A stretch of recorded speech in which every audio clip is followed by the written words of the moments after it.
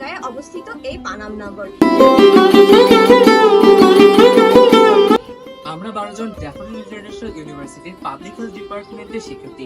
আমাদের একটি course history of emergence of বাংলাদেশের একটি অবিচ্ছেদ্য অংশ হিসেবে বাংলাদেশের ইতিহাসকে আরো সুন্দর এবং কাছ থেকে জানতে আজ এসেছি পানাম নগরে। আমাদের এই course history of the emergence of বাংলাদেশের অংশ হিসেবেই এই ভ্রমণ।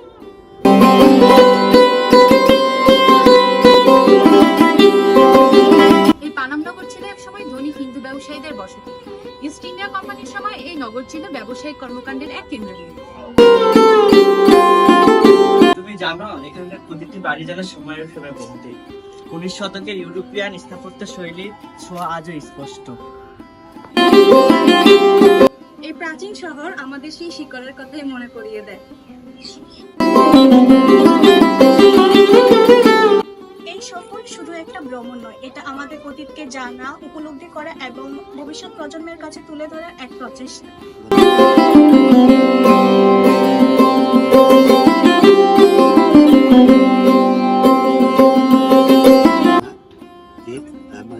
স্বাধীন বাংলাদেশের ইতিহাস সম্পর্কে জানতে হলে শুধু 1971 সাল নয়, আমাদের অতীত ইতিহাস, ঔপনিবেশিক শাসন ও সংস্কৃতি সম্পর্কে জানা প্রয়োজন।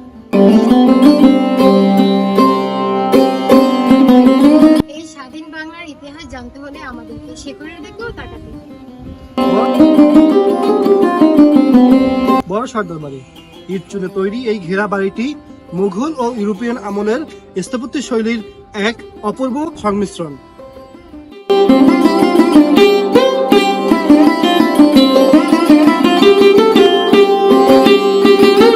আমরা ড্যাফোডিল ইন্টারন্যাশনাল ইউনিভার্সিটি শিক্ষার্থীরা পাবলিক হেলথ ডিপার্টমেন্টের পক্ষ থেকে এসেছি আজ এই ঐতিহাসিক স্থান ঘুরে দেখতে।